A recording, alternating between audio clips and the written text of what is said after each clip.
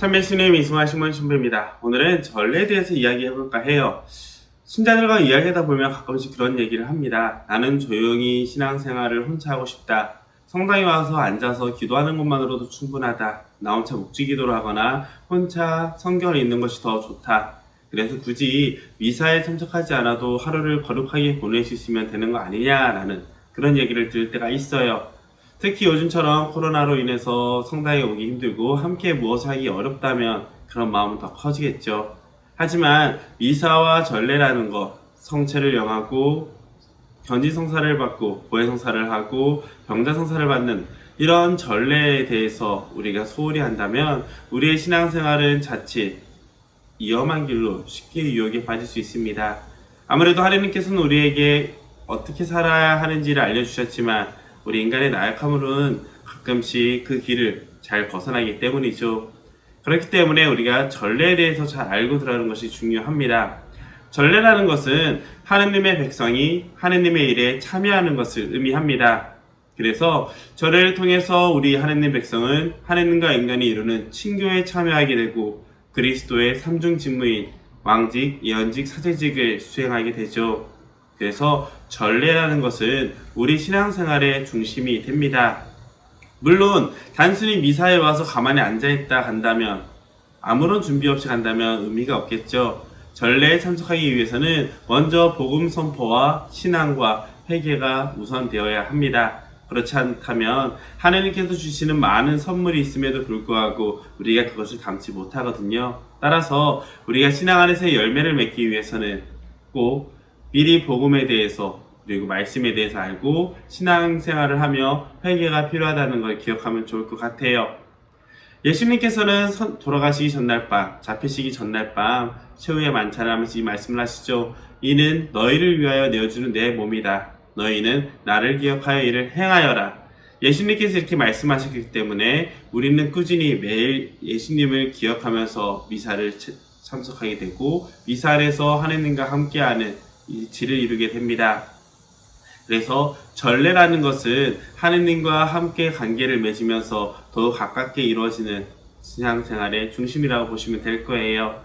특별히 전례에는 성사와 중성사가 나눠지는데요. 성사는 우리가 아는 것처럼 7개의 칠성사가 있죠. 칠성사는 또 3가지 부류로 나눠집니다. 입문성사라고 불리는 세례성사, 견지성사, 성체성사, 치유의 성사라고 불리는 병자성사와 보혜성사, 친교의 성사라고 불리는 성품성사와 혼인성사가 있습니다. 이 모든 성사는 예수님이 먼저 보여주셨던, 즉 예수님을 원천으로 하기 때문에 그 누구도 변경할 수는 없죠. 다만 시대와 장소에 따라 또 문화적 배경에 따라서 변경할 수 있는 부분들이 있긴 해요. 그 부분은 지역 교부장님들, 주교님들의 결정에 의해 정해지게 됩니다. 교회는 이 전례의 의미를 더 풍성하게 생각하기 위해서 곧 하느님의 일에 동참해서 하느님을 보다 더 가까이 느끼고 온전히 하느님을 닮아갈 수 있기 위해서 교회에서는 전례력이라는 것을 준비를 했어요. 크게 2가지를 준비했는데요. 하나는 시간 전례, 하나는 전례 주년입니다.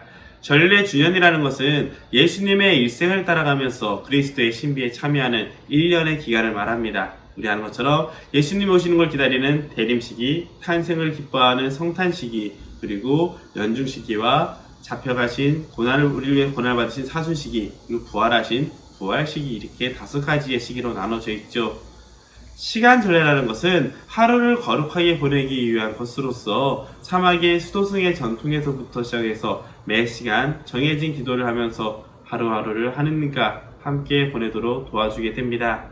흔히 여러분들이 알고 있는 아침 기도와 저녁 기도를 하는 것도 충분히 좋지만 그것보다 더 중요한 시간 전례는 성무일다라고 해서 매 시간마다 기도를 할 수 있는 책이 있어요. 그것을 통해서 기도하신다면 도움이 될 겁니다. 전례주년은 1년을 예수님의 일생에 따라가기 때문에 우리가 성당에 왔을 때 미사하기 전에 어떤 것이 있는지 보면은 쉽게 파악할 수 있습니다. 즉 대림시기에는 제대 앞에 조그마한 푸르른 잎으로 만들어진 대림판이라는 게 있고 그 위에 대림초 4가지의 색깔로 나눠져 있는 초가 있게 됩니다. 또 사제는 보라색 옷을 입고 집전을 하게 되죠. 성탄 시기에 되면은 예수님의 탄생을 기뻐하기 때문에 제대 앞에 혹은 성당에 구유와 성탄 트리가 있게 되겠죠. 기쁨을 표현하기 위해서 사제는 흰색 옷을, 흰색 제를 입습니다. 사순시기에는 최대한 단촐하게 꾸며져 있고 보라색 제의를 입게 되고요. 부활 시기에는 제대 옆에 부활초가, 커다란 초가 하나 더 생기게 될 거예요. 또한 흰색 제의를 입게 되고요. 연중 시기에는 생명의 상징을 하는 초록색 제의를 입게 됩니다. 그리고 매 주일마다 있는 주일은 작은 부활절이라고 불러요. 주님의 부활하심을 기억하면서 매주 주일마다 파스카 신비에 참여하면서 그리스도인의 정체성을 찾고 자신의 신앙을 증언하는 시간이 되는 것이죠. 따라서 주일 미사는 의무가 되는 것이고요. 우리는 일요일이라는 표현을 쓰지 않고 주님의 날, 곧 주일이라는 표현을 쓰게 됩니다. 자, 그래서 여기서까지 얘기한 다음에 한 가지 또 팁을 드리면요. 아무리 의지가 있더라도 전례에 참석하지 않는다면 자연스럽게 우리 마음의 의지는 조금씩 무뎌질 수가 있게 됩니다.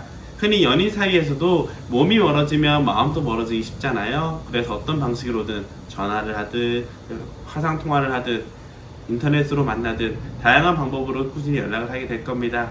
마찬가지로 나도 우리 개개인이 신앙생활을 혼자 하더라도 하느님과 연결되려고 노력하지 않는다면, 또 공동체가 우리 함께 고백하는 신앙을 같이 참여하지 않는다면 점점 하느님에 대한 신앙이 자칫 위험한 유혹에 빠질 수 있게 됩니다. 그것을 염두에 두시면서 전례를 꾸준히 참석함으로써 우리 영적 지도를 받을 수가 없다면 전례에 꾸준히 참석하면서 하느님 말씀을 듣고 하느님과 꾸준히 관계를 맺으려는 성실함의 노력은 필요할 겁니다. 오늘도 들어주셔서 감사드리고요. 다음 시간에는 이 성사들에 대해서 조금씩 간략간략하게 말씀을 나누도록 하겠습니다. 수고하셨습니다.